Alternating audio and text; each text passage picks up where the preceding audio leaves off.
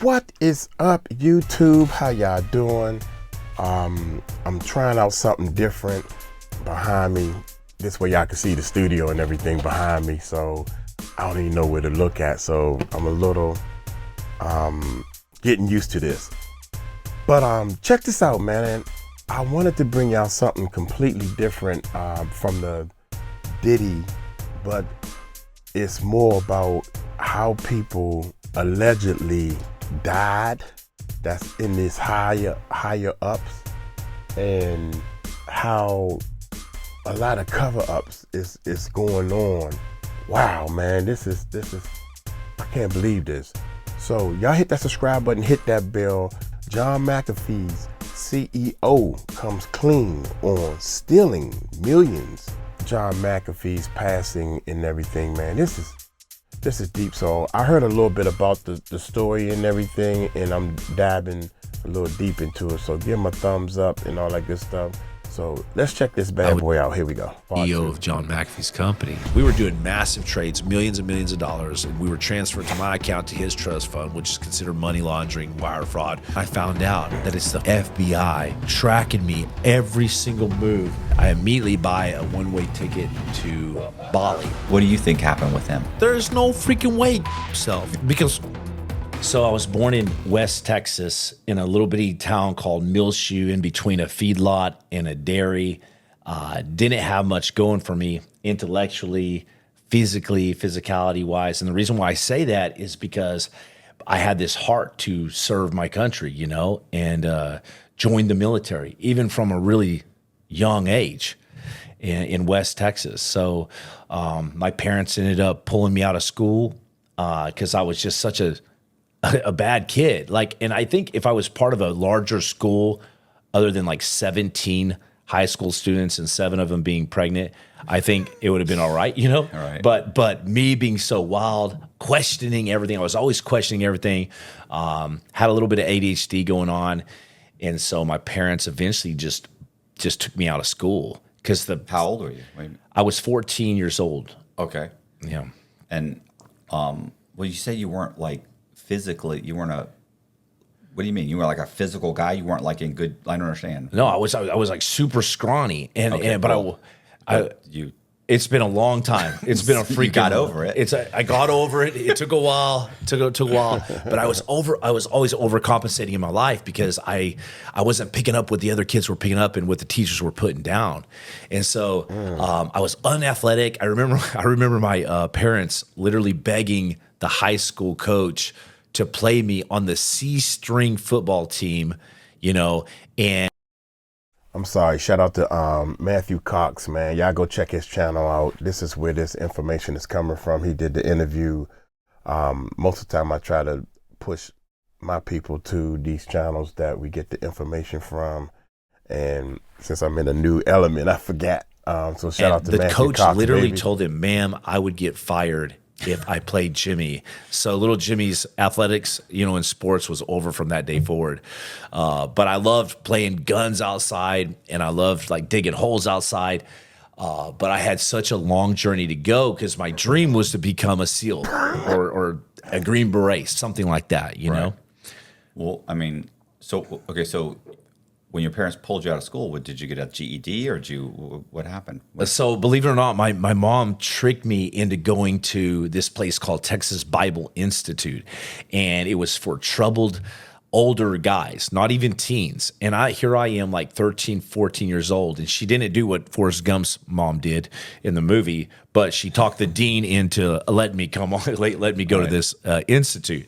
And so she tricked me.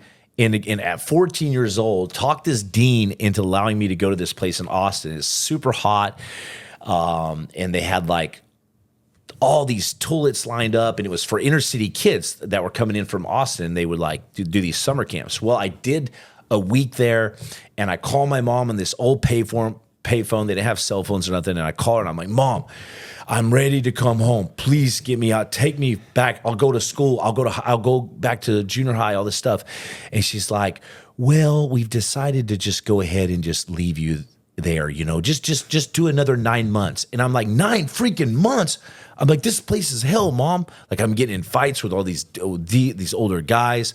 And so I'm all pissed off, and I hang up the phone. I end up doing like over a year and a half there, and graduated from the course, got my GED while I was there, cleaned like untold amount of toilets every single day. I got to where like I could clean one toilet in 45 seconds, and I was literally cleaning 100 toilets a day, 4 times a day. So 400 toilets a day. No, it was more like you're working for free, like a slave at this camp, right? And so, I graduate this place, get my GED, which was a major, massive accomplishment for me. Like, I never even thought I was going to get my GED. That was probably one of the most exciting times of my life to get the GED. And I go back home to Texas, at my parents' house, and I've got about a year or so to kill off before joining the military.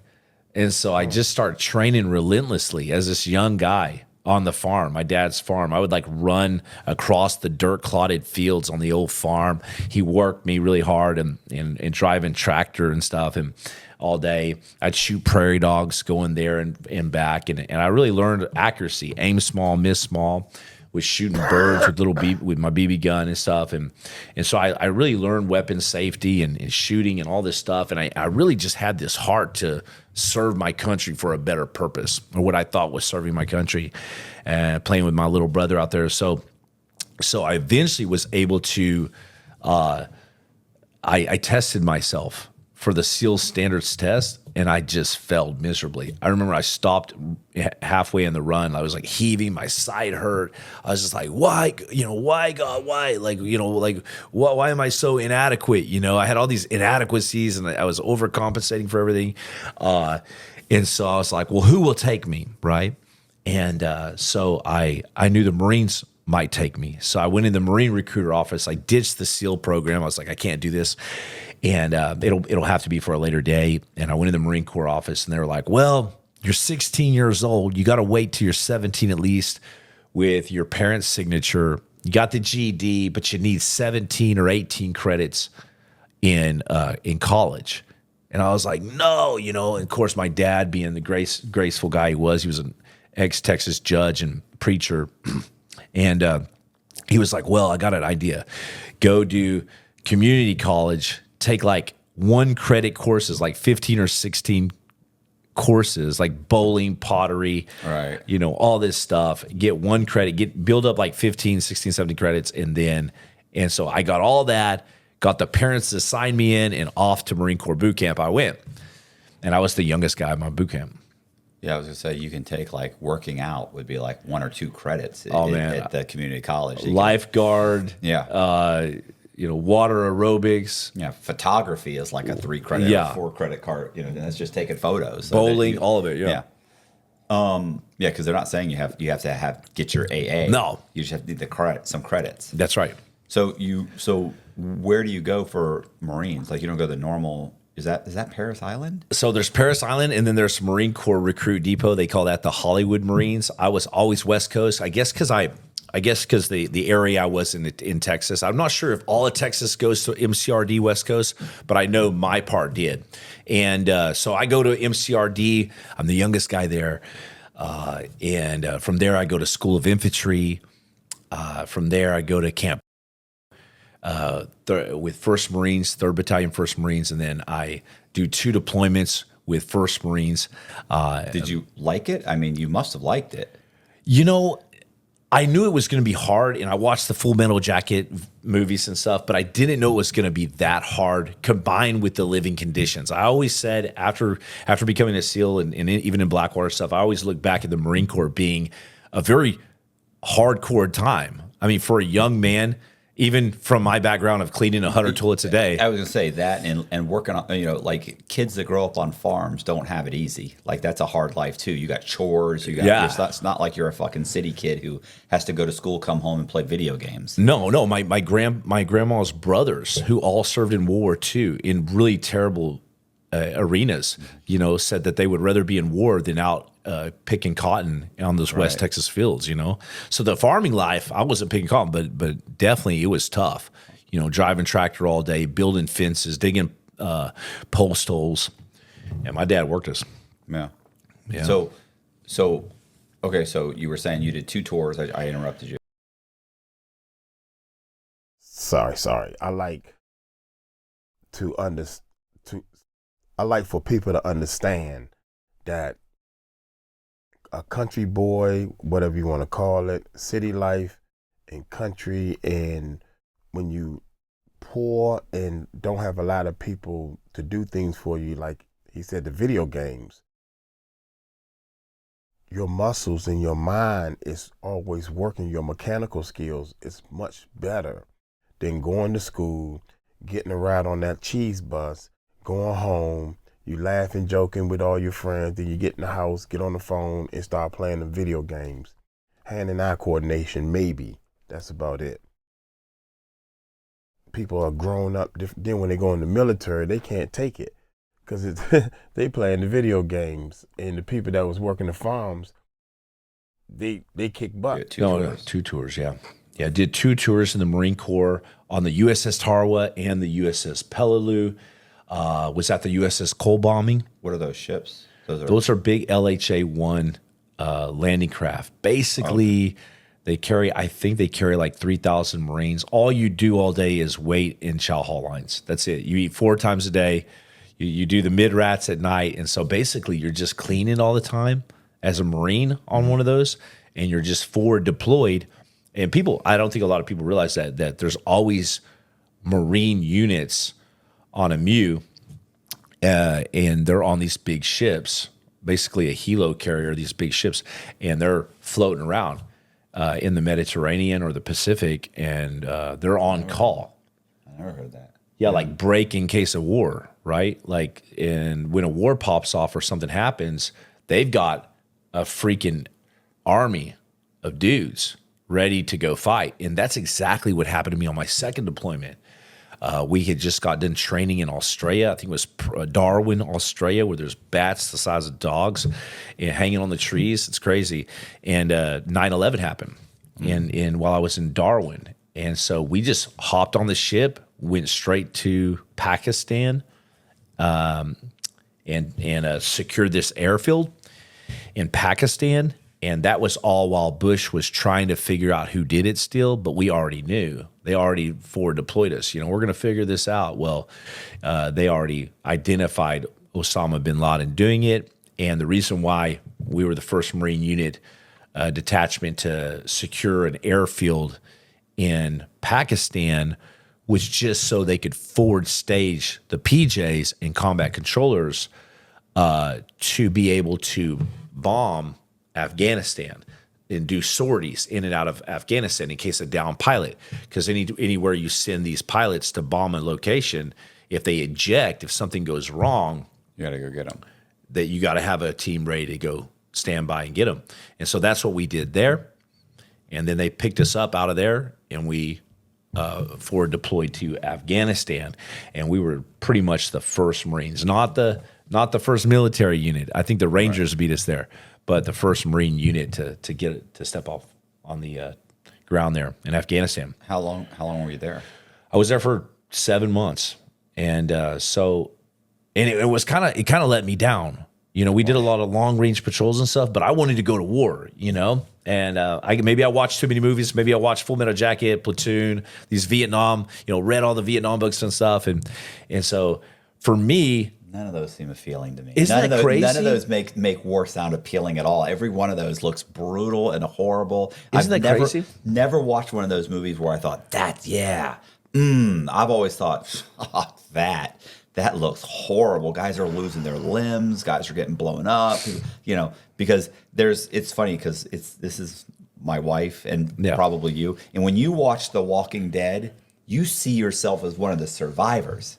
I'm thinking, I'm probably one of the Walking Dead. Like I just think the numbers are against you. But you're watching Walking Dead thinking you're a survivor. And I'm thinking I'm gonna jump on the grenade. I'm gonna jump on the barbed wire fence, you know? I'm thinking I'm not gonna make it.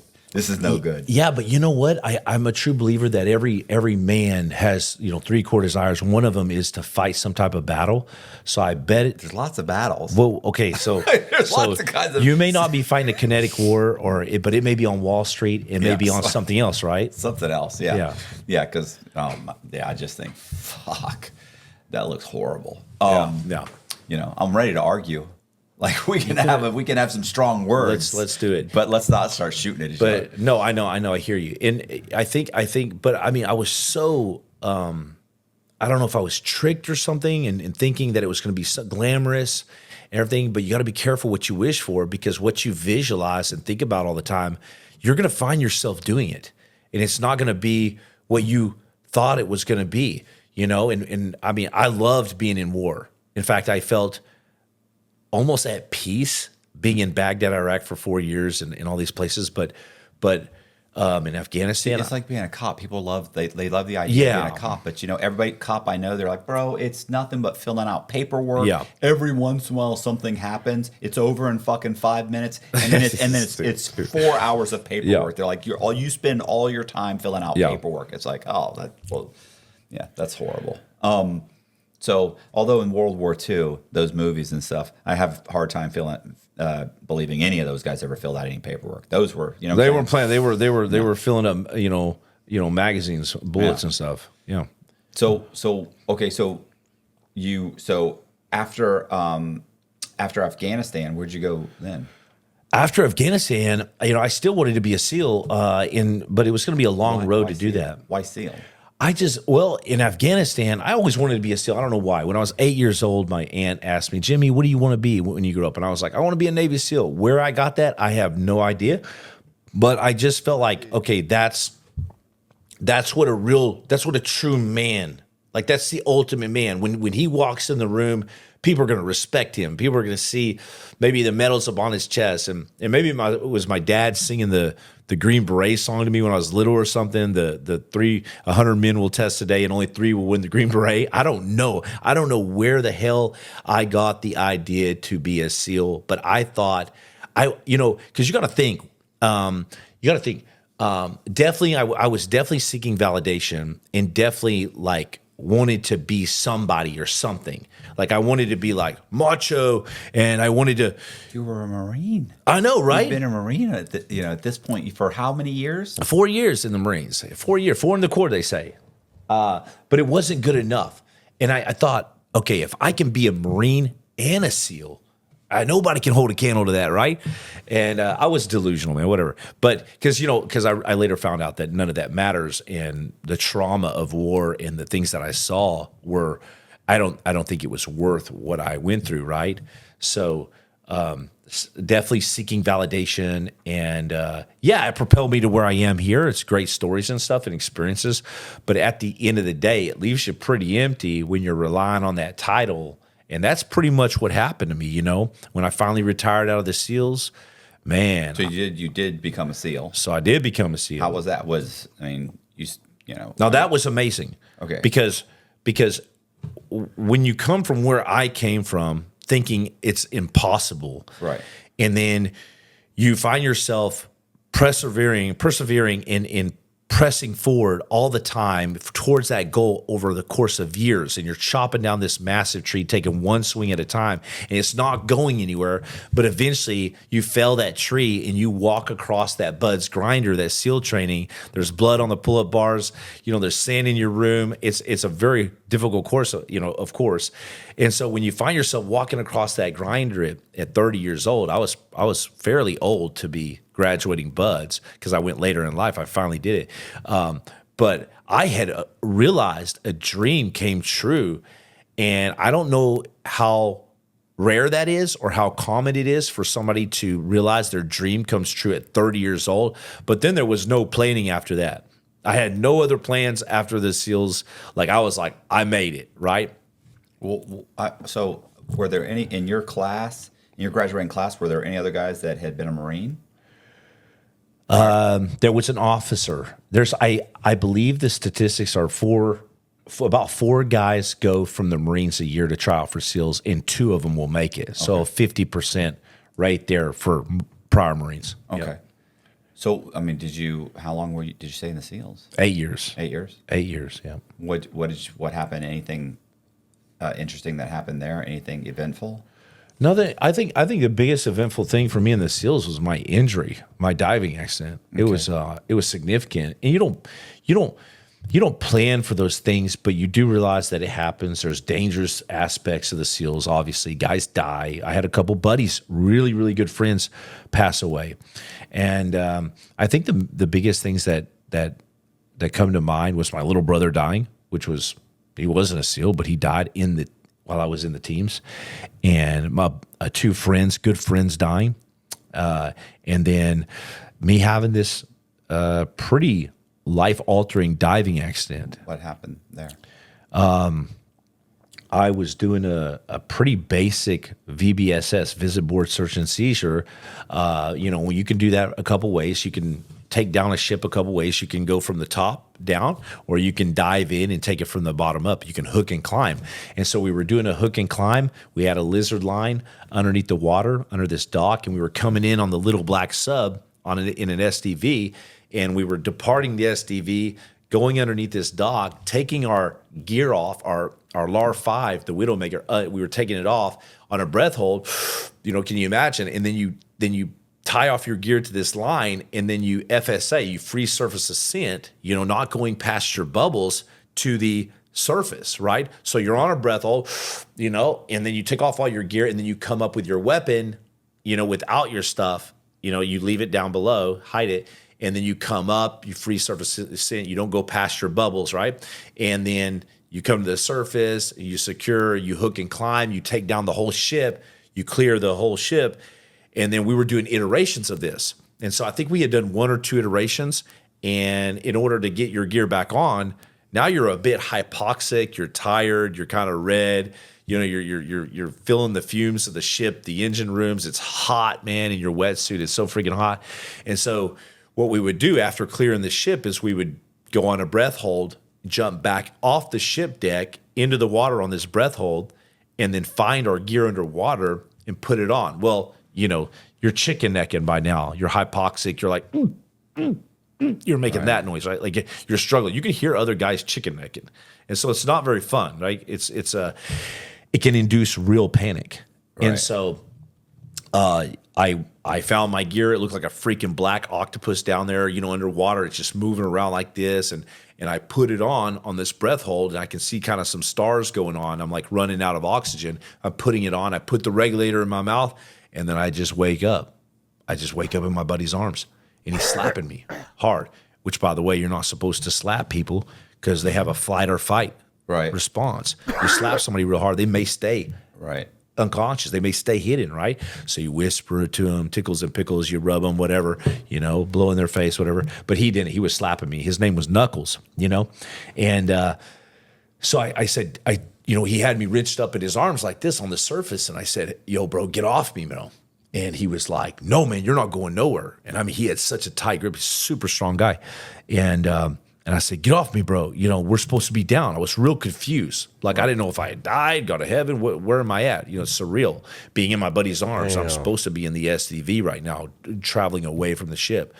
Well, he said, bro, you were seizing out you were heading towards the bottom of the ocean there in the harbor, season out. And thank God it wasn't at night. We usually do everything at night, but we were doing a day iteration. And so I bumped into him. He thought I was a shark or something scary, like something just bump into him. He turns around, it startles him. He sees me season out, going to the bottom. And so he immediately grabbed me up, and, I don't care how strong you are. You're not swimming a guy my size with all my gear on, with a wetsuit, all this stuff, very dense, up to the surface without some help. So he cracked my Secumar bottles, the 2 oxygen bottles on the side of my the side of my vest, and that rocketed me up to the surface. And as you ascend to the surface, because the greatest change of pressure is 0 to 33 ATA feet, as you ascend to the surface, there's major changes of pressure. And, like you start going up like this, now you're like a rocket. So I red Octobered with him up to the top, and they think that's what gave me the arterial gas embolism, but I was already injured, so it's not his fault. He rescued me, thank God. Right. Thank you for Knuckles. And I think he got a reward for that. But I came up, and then I came to. Well, because I was seasoned out underwater, because I was unconscious, this is an automatic, when in doubt, press out. Go to the hyperbaric chamber. Well, instead of putting me in the hyperbaric chamber, this newer doctor, dive medical officer, she sent me to Tripler. We called it AKA Crippler, Army Crippler Hospital there in Hawaii. And when I went there, that's where I was super shaky and everything started closing in on me. And I think that was my first experience with near death, like where I was dying and going unconscious, and I could see my heart monitor going 70, 60, 50, 40, 30. And then they would run in with the chakras and adrenaline, and that was scary because that's the first time I was not in control of my life anymore. It was dark. I'm sorry. Can I say so? You came up to the oxygen in your blood, because you came up so quickly, it expanded, your lungs, and then they should have put you in the hyperbolic chamber, you said, and to compress it and make it go up slow, because you're supposed to come up slow. Yeah, you shot need, up fast. You need the exactly. They think the bubble went in my C5 or somewhere, but basically what happens is bubbles escape, right? Your lungs and bubbles escape into your blood, these little bitty bubbles, and if they're not pressed. And this is because you went up so fast.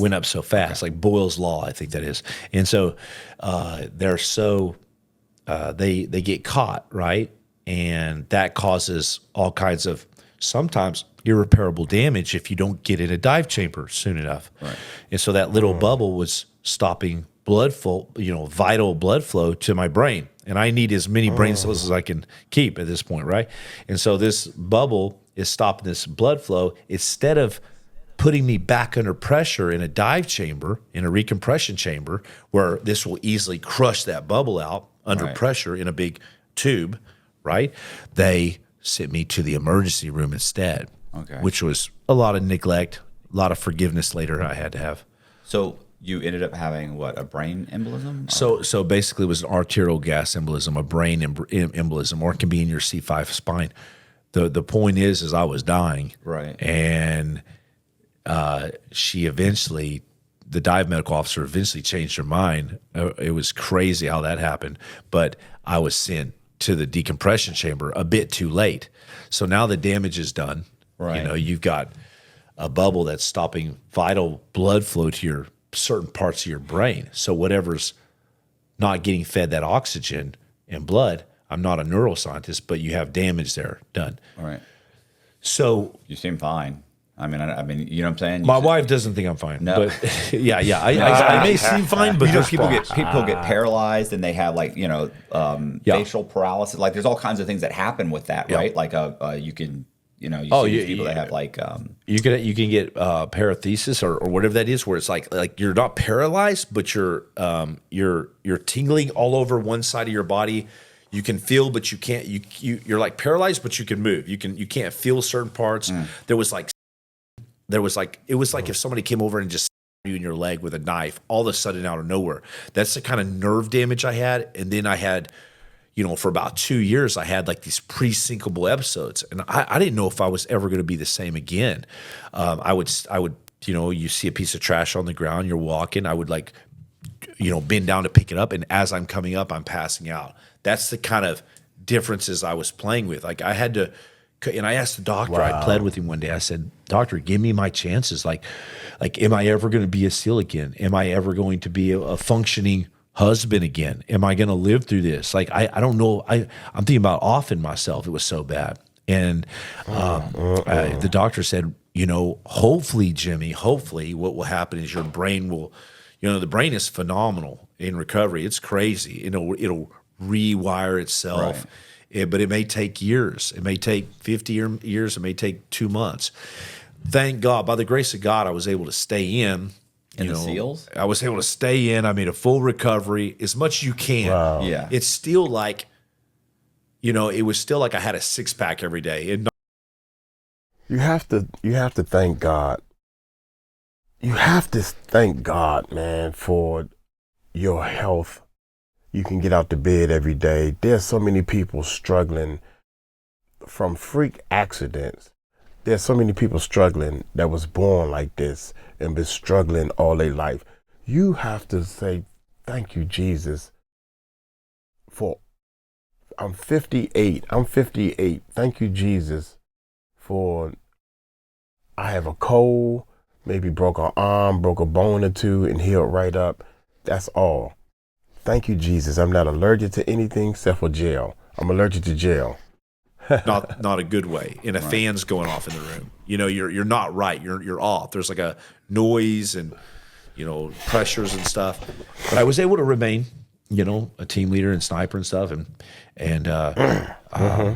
But it was time to depart from there because I had a lot of legal stuff as well going on. I mean, I retired honorably, but you know, honorable's not on a piece of paper anyways. So this is 8 years. You did 8 years. 8 years total, yeah. Okay.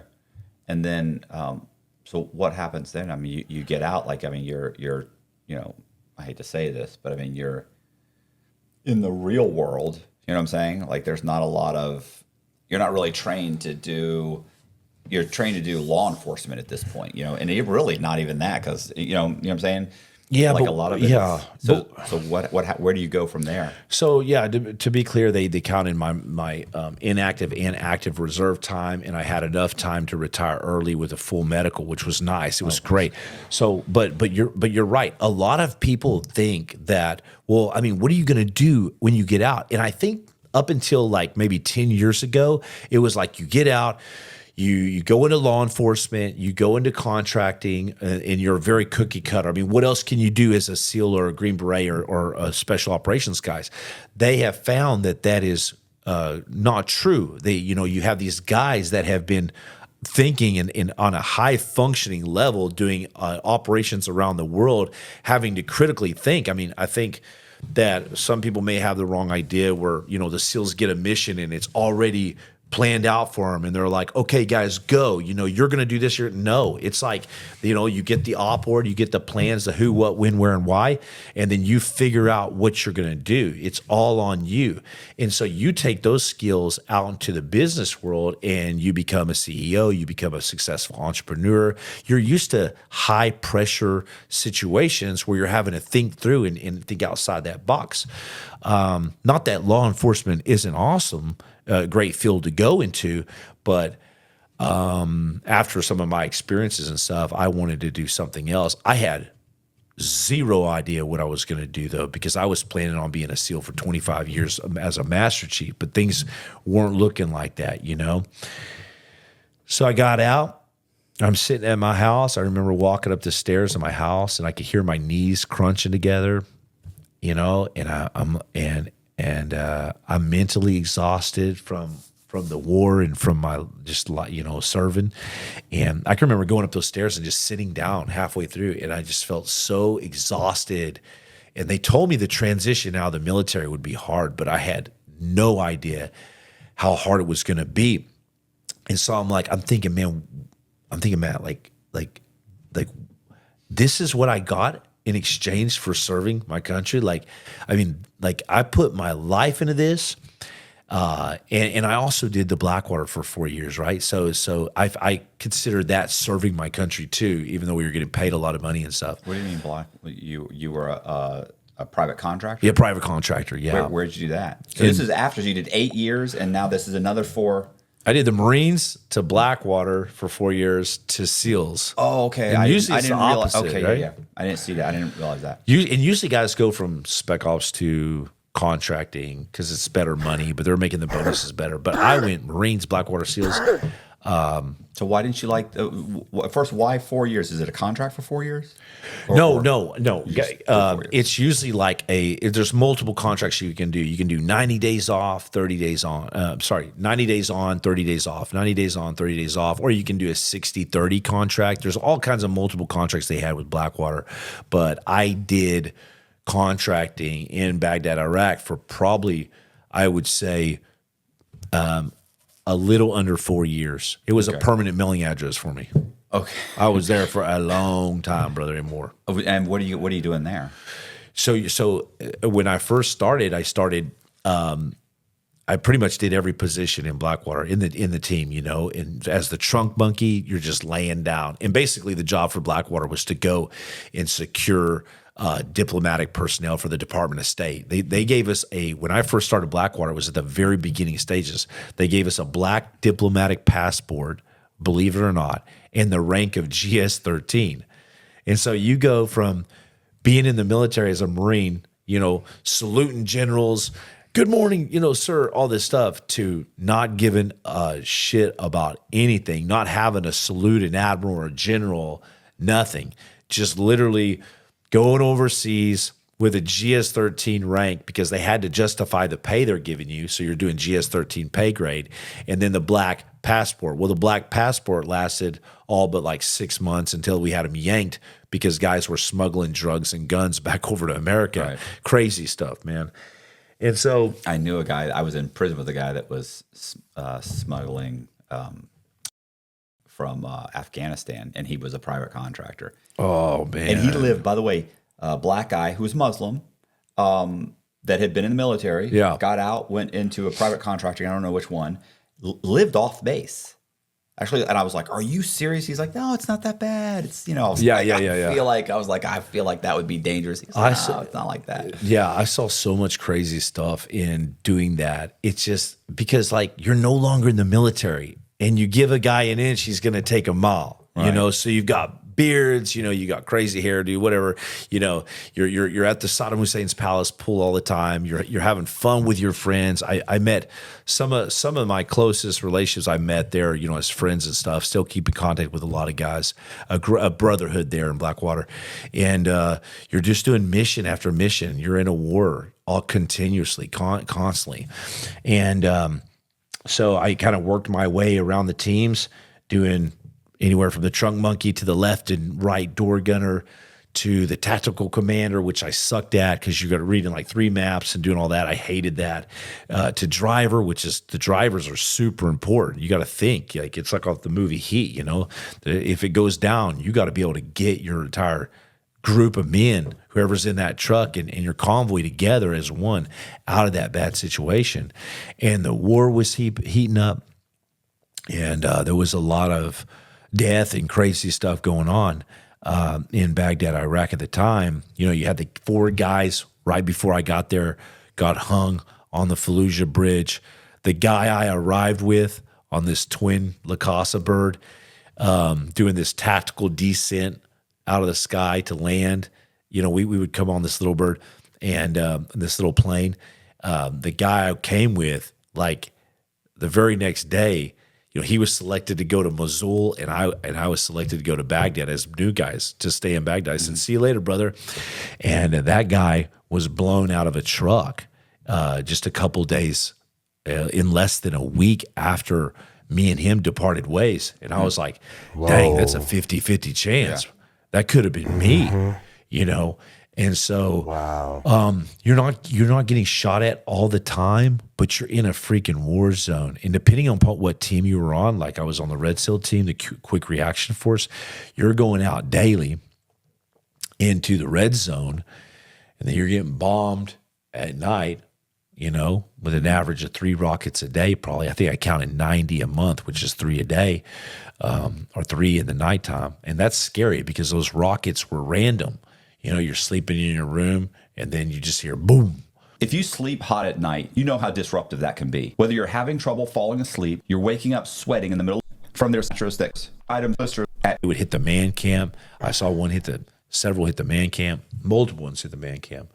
And it was crazy. Like one day we came in from a mission, and my buddy Mike, they called him Hot Mike, he said, "Hey, come over to my room, bro." So I came over there, like, what in the world could he want, So this is supposed to be the green zone, the safe zone.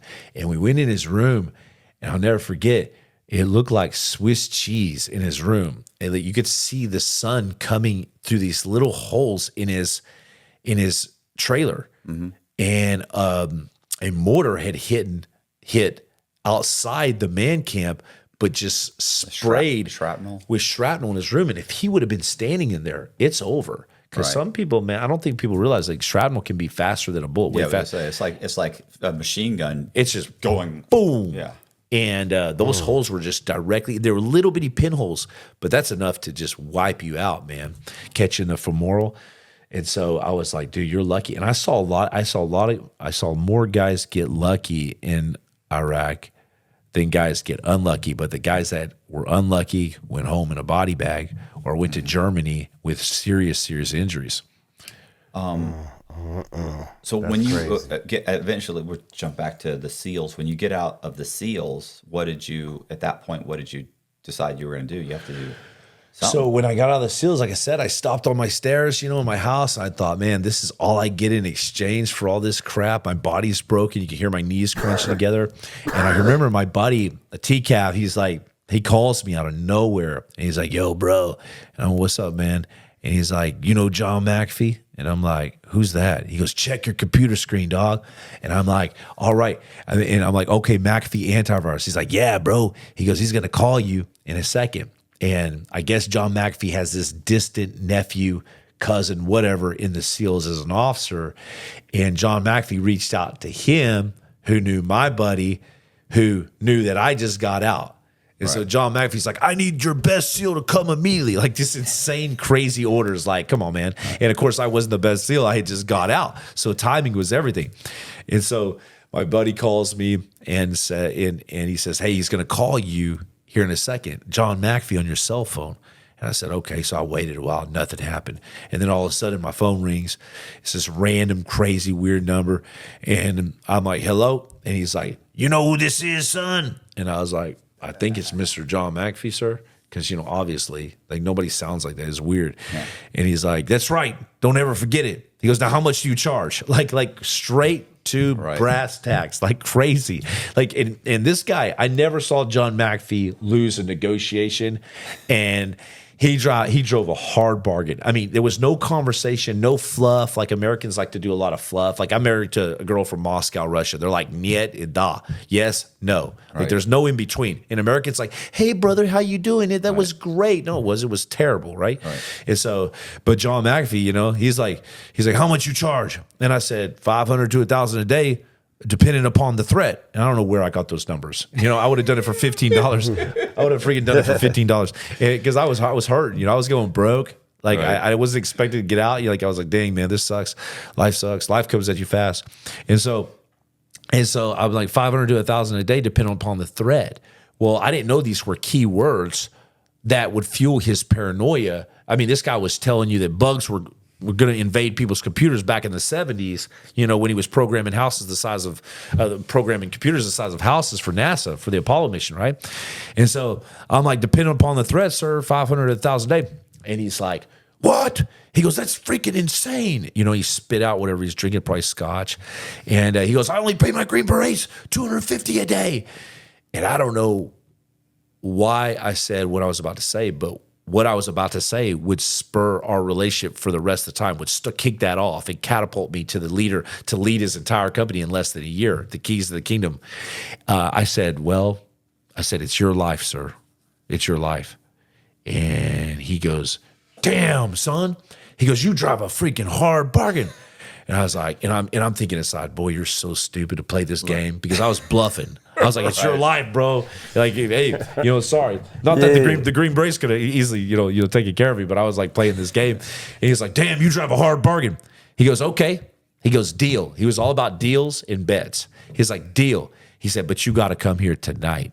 I said, no. I said, what do you mean tonight? He goes, tonight. If I'm paying you $500 a day, you're coming here tonight. I said, all right, I'm ready to go. I'm ready to go to the Bahamas. I'm ready to go to Belize, Caribbean.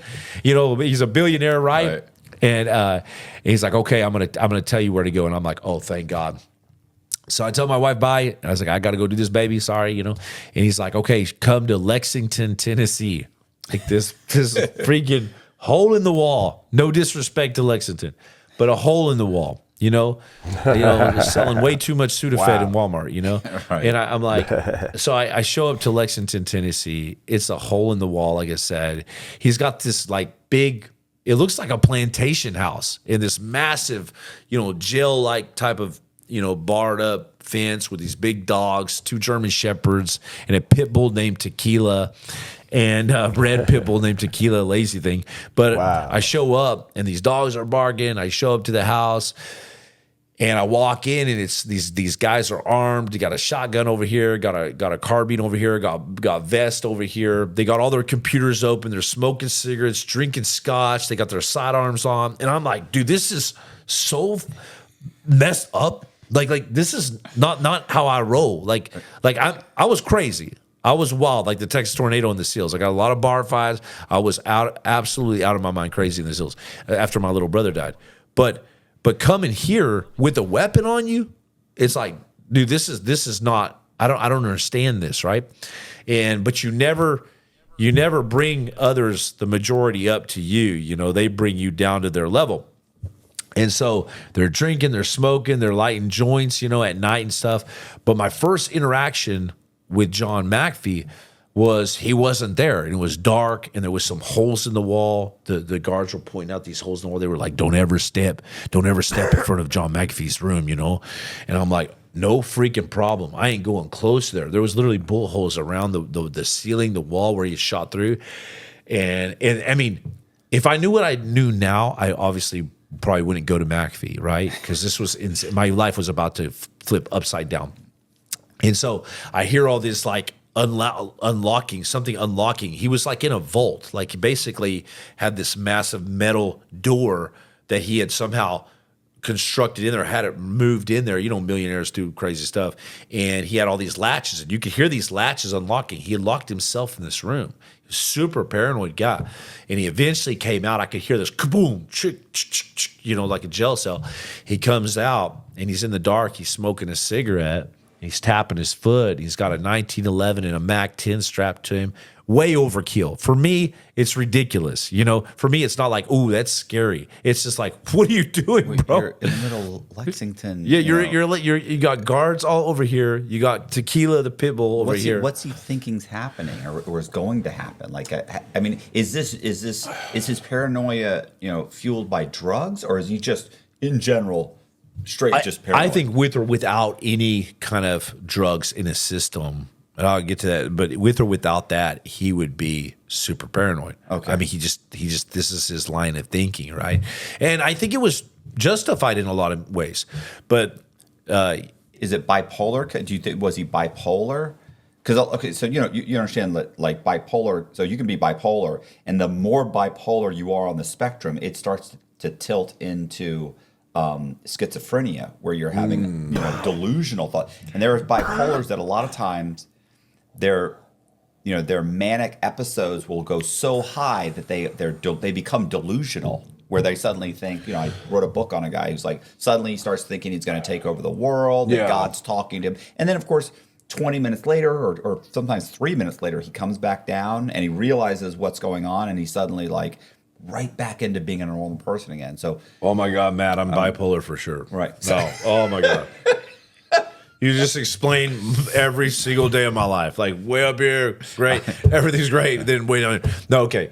But no, I think McAfee, I don't know. It's so hard to tell because okay, so Matt, how a guy that's extremely smart will be lacking in other areas. Maybe he's like a super nerd, like Bill Gates, but so he can't get a girl. Like right. Now Bill Gates also is super brilliant too. Super brilliant, but they're like a savant, and they have these problems. McAfee was unlike anything I've ever seen. He was extremely brilliant. He had suave. He had game. He could pick up anybody, any girl. Like he could talk to anybody. He could see right through. He could reach down into your soul and pull things out. And so I couldn't ever read what was going on with him because he was also playing a game. I think he was way too smart for his own good. So John would actually play games with people.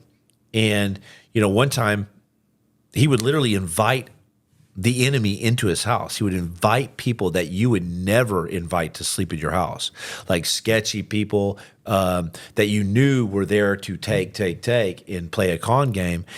I can remember one time I took McAfee to the side outside, and I couldn't stand it anymore because I could see it all over this guy that was there living with us. And I went to McAfee. I said, McAfee, I said, sir, if you, I know that you already know what I'm about to say, so I don't understand why you're not doing anything. He says, what? Spit it out. I said, sir, can you not see this guy is going to rip us off? Like, I can just see it. And he goes, are you done? And I said, yes, sir. And he said, son, I allow people into my life, and I allow them to build a cage around themselves painstakingly. And then when they're finally done building that cage, I simply walk up, put my key in the door, lock it, and walk away.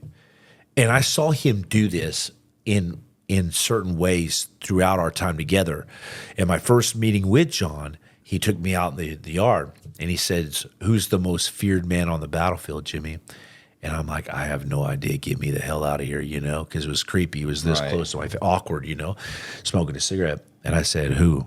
And he says, he said, the oldest man.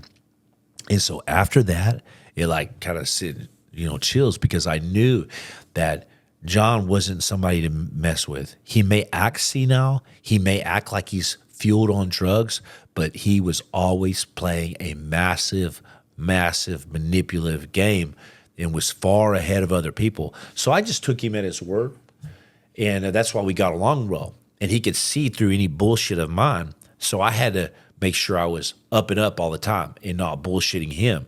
And he put me through some tests on that. And well, I was gonna say, how long were you there? I was only with McAfee 2 years. Like I wasn't. 2 years seems like a long time. It was a freaking lifetime with John McAfee. And of course, I go on the run. I'm a fugitive after that because of this. Like, I mean, I go from getting out of the military, trying to do the right thing, right, to, because I already had ran into the FBI once, okay, with my whole Blackwater thing, that crazy, crazy corrupt event. And now I'm out of the military, and once you have a bad experience with the FBI, you're just like, or the justice system, you don't want to be part of it anymore. Yeah. Like, I'm not one of these guys, I'm done. I don't want to ever be part of anything again. I'm going to dot my I's, cross my T's, but I always was that wild kid too, right? So I get to McAfee's, and I start basically becoming hit. Like, he started tasking me out to do things, and it's this new cryptocurrency game, all these like Bitcoin, Ethereum, altcoins, private tokens, all this weird stuff. And I'm just like, what the hell? And it seems so complex to me. But eventually, John just started giving me these tasks and teaching me, and he brought me in like a son, and then like his right-hand man. And then he made me his lead negotiator, which I was terrified to do negotiations from, but the easiest negotiation is non-negotiable. And so I started doing all the negotiations for John on the cruises, on the keynote speaking in Spain and Thailand for Russian oligarchs. And he taught me really fast and hard these business lessons, like through a fire hose. And so I was super thankful for that, but he was super hard on me too. So you're talking about, so you're negotiating his, if he's doing like a keynote speaking engagement for oligarch, or you're going in and saying this is how much, or I don't know. No, that was taken care of by just admin people. Okay. But so I would have his terms, like how much we charge for John McAfee to market or to consult your company. Like, let's say these Russian oligarchs wanted to. Same thing. That's what I meant. Like, you're negotiating you're the one who's saying negotiating the terms for their blockchain technology companies, or negotiating their terms to advertise for them, to market them on Twitter, to consult his business, doing all that stuff. The keynote speaking stuff was different, but but yeah. So laying out the terms, how much, what percentages, all this stuff, and so.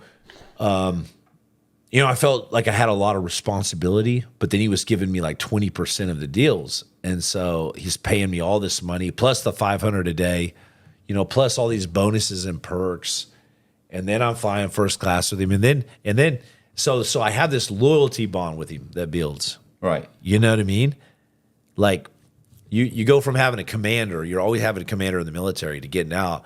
You look naturally to an older guy like John McAfee as kind of like that that new commander, and I did well under that. Like, okay, I'm loyal to the group. Whatever tribe that I'm in, I'm super loyal to, right? If it's a bad tribe, if it's good, whatever the case, I'm loyal to the brothers, you know? And so I was super loyal to McAfee, and that's kind of what got me in trouble at the end. But not to shift any blame on anybody else, but because I'm a man of responsibility. I take extreme ownership for what I did. But he would task me to find these cryptocurrency tokens for him, you know, based on volume, based on circulating supply, and then he would announce that coin, and it would do real well on the Twitter. And so every time he did this, he considered me like his lucky charm, even because it was going against his mathematicians. It was going against all of the numbers. Right. His crypto traders would say the numbers ain't right. The volume is not right. The circulating supply is right. Don't mention this coin. It's not going to increase in value 100. You're not going to get your 100% gain or whatever. So he's going in and he's buying, you know, whatever 200,000, you know, whatever Bitcoins or whatever Ethereum, whatever it is, and then he's going on Twitter and saying, "Man, this is an amazing coin. I just bought a bunch of it," and so it's pumping it up. It's so what he would do is he would say, "Jimmy, I want you to pick out an altcoin, like one of the shit coins. Let's say Doge or Red Coin or one of these coins." And you know, I would scan through like 1,000 coins and find the coin, like 3 or 4 out of this hundreds or 1,000 coins. I would find these certain parameters, volume, circulating supply stuff, and then I would take those 3 or 4, bring him to McAfee, and he'd say, "Which one are you going to pick? Which one?" I would pick that one. Then he would bring it to his traders and his pro crypto guys. They would say, "Hell no. Don't use Jimmy again to pick out these freaking coins. He doesn't understand crypto. He's not a mathematician. He doesn't understand trading." And here I am just picking out stuff for him. And then he would rather bet on me than his own crypto guys. And so I can remember one time he said, "Jimmy, I have $1 million on this." He goes, "If this is wrong, if you're wrong, I will lose $1 million." I'll never forget he said this. He's smoking a cigarette, and we're on his little boat together, just me and him and Janice. He goes, "Do you understand the implications of what I'm telling you?" And he goes, "My crypto traders are saying absolutely not, and that I should fire you for even picking this coin." And I said, "Listen," and I don't know what got in me. It was just like our negotiation when I started. I said, "Listen, you can listen to them." I said, "But this is not a numbers game anymore, John." He goes, "How dare you tell me about numbers or what's not, you know, I'm a freaking math," but he was a mathematician. That's what his major was in. And he goes, "So what, you call my crypto trader stupid?" I was like, "No, actually, no." But what they're not understanding and what I see and how my mind works is that you don't need the numbers. You have the influence. 75% of his million followers on Twitter, now X, were doing exactly what he said right when he said it. You could have said bananas, and the banana market's going to freaking fly up. And I understood this, how he couldn't see this, and the other guys I didn't understand. And so he would say, "I'm sorry, guys, we're going with Jimmy's word." He's like my Irish lucky charm. We're both Irish, you know. And so That's great. And it was nerve-wracking. That's excellent. Because every single coin I picked, it wasn't like a guarantee. There still had to be certain parameters, right? But each and every one of these coins, he's doubling his money, and then compounding interest, he's just doubling. And so, that coin that his crypto trader said that was going to just fall through the roof and he should fire me actually went up 180%. And so that for him, I was golden after that. I was golden. I was in the ring. I was in the circle of trust. He was, you know, giving me all of his secrets, all kinds of stuff. And so we built that bond. And of course, you know, if you can imagine me, like I'm picking out these winning coins and I'm getting paid all this money. And then John McAfee's making all this money. So he's giving me all this validation. He's like a father figure. He's like, "Good job, boy. That's my boy. That's my boy. Let's promote Jimmy now to CEO of the whole company, Team McAfee, McAfee Alliance, all this stuff." And so I started branching out, making partnerships, alliances with all kinds of cryptocurrency companies, doing all kinds of deals, running his whole company, and making him millions and billions of dollars, I brought his treasury up significantly in cryptocurrency and in cash, and but it was all about to fall through, you know. Right. So what happens? Well, you know, it was a crazy, crazy ride with John. We moved 6 times, 6 times. And did you go to Belize? So when I got to John McAfee's, Belize was directly before that. He had just came back from Belize. I thought for some reason I thought he was still going to go to Belize. No. He'd come back from No, Belize. he had just got back from Belize. See, let me tell you, the only what I've seen is I saw a documentary up to Belize. No, man. Like I really didn't see anything, and then I watched some YouTube There's bullshit after that, but it was all it's YouTube guys just talking about There's it. never been a documentary that actually caught the apex of his time in life, other than McAfee, antivirus, a big proponent with Steve Jobs and iMessages and stuff. But he, there's never been a documentary that was caught of John McAfee actually in his prime time. I would say at the top of the crypto game, when everybody looked at him like the father of crypto, right? Other than Satoshi, which could very well be McAfee, obviously. But whatever the case, John and me were traveling everywhere with all these guards. And now I'm running his company, but I'm also, my primary duty is his safety. And he wouldn't even sleep if I wasn't close to him in a couch next to him. He really valued that. And he put me through a bunch of tests for that, but he had this paranoia, severe paranoia. And the one thing why I lasted so long and so many guys got fired around me was like surviving the island. It was like a reality show. There was always a guy getting fired, always a traitor, always somebody about to kill him. It was like the mafia. Like it's just like, okay, you're dead. You're gone. You're out of here. And so the only thing that I ever had going for me was that John reached out to me. I never reached out to him. Right. So I'm not afraid. You called me. You called me. Sorry, right. And that is my only string of leverage that I had in this whole game. Think about it. Janice, he couldn't trust her because she approached him as working as a prostitute in Miami. Now, I love Janice. She's a great woman. I'm just saying it's a well-known fact. She was a prostitute and approached John McAfee with another call girl, okay? He could never trust her because she approached him. He could never trust the guys around him, and even his crypto trader, because he got out of prison and came to the door, knocked on the door and said, "Can I trade crypto for you?" "Sure, come on in." So all these people are coming on in, and these people are referencing their other friends, the Green Berets, this guy, Army guys, to come and protect him. So me, I'm the only guy ever that he reached out to and brought in.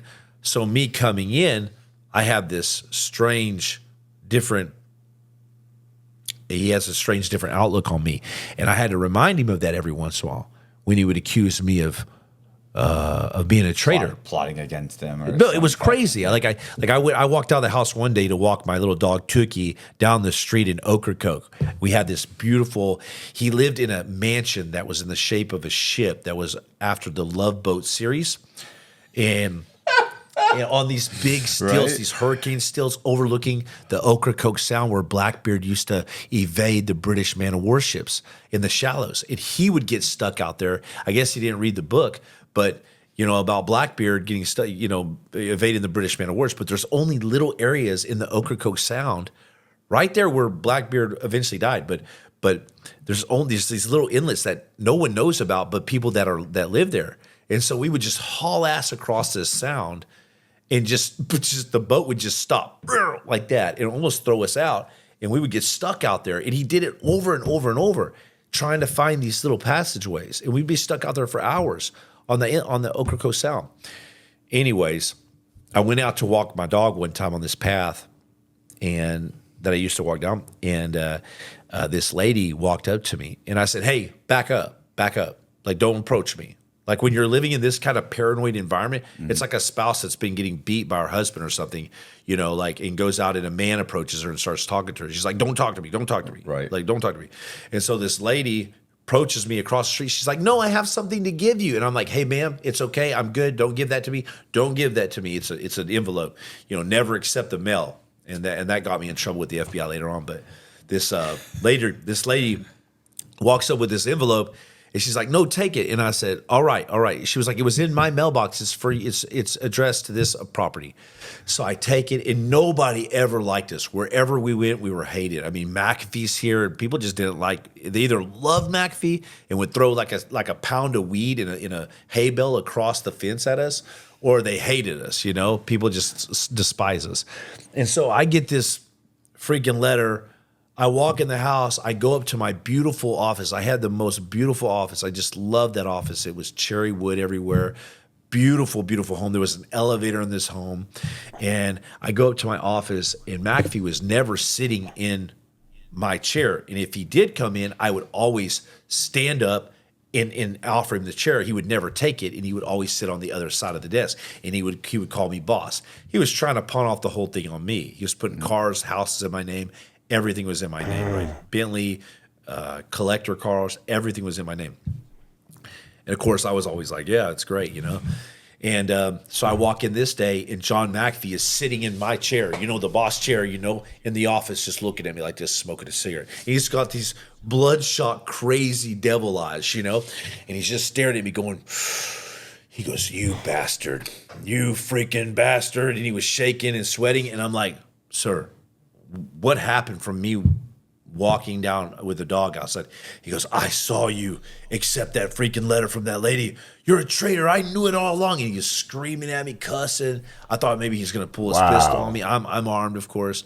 I'm like, sir, settle down. I was like, you work me like a slave. All I get is ramen noodles, and all the guards are eating like lobster all day and crab. I said, it's your freaking bill for your lawn. Like, you haven't paid your $50 lawn care bill, you know? But he was paranoid, and you had to watch what you did. If you whispered or anything like that, it was a very, very harsh environment to live under, because he was absolutely just out of his mind all the time.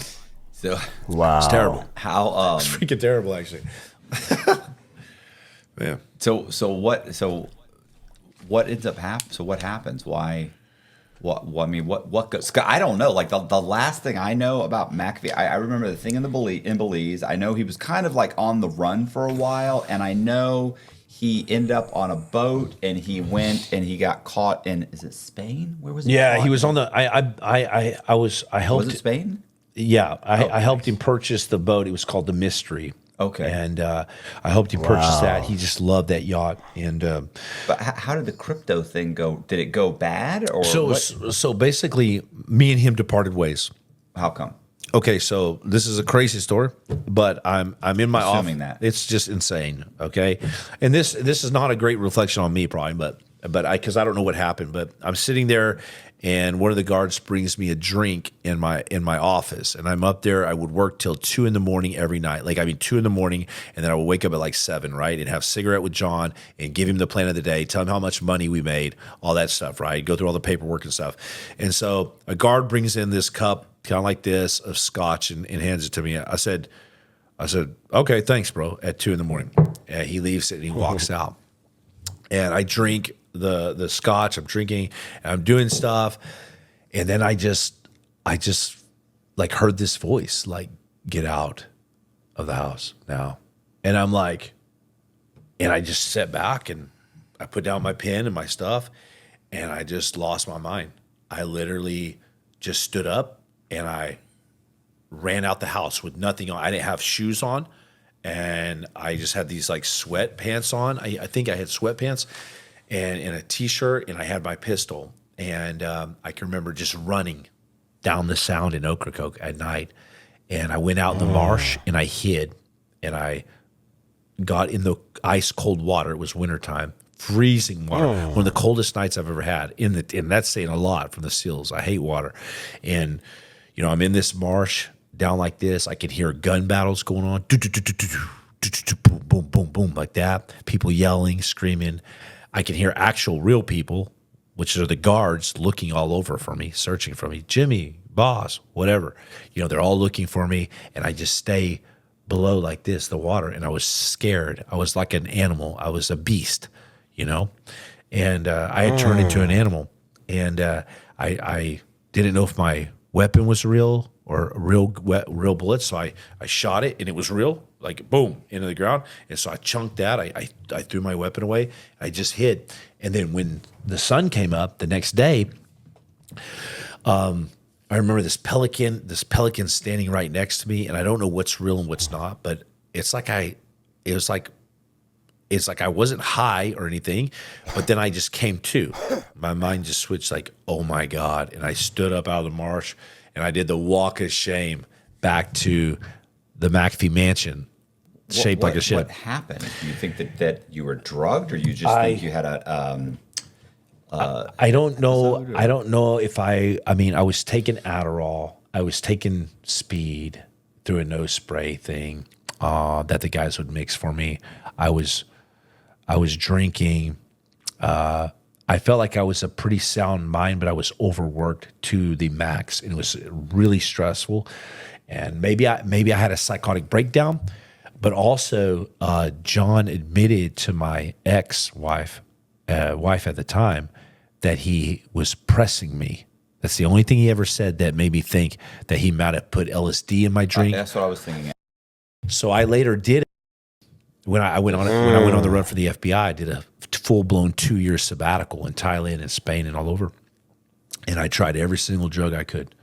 And during that time, when I tried, I can remember it was a lot like my experience when I ran from the house. Right. And the other thing that gave off that maybe he drugged me, which I can't verify this, but the other thing is when I came back, he said, "Son, where have you been?" And I'm covered in mud. Can you imagine?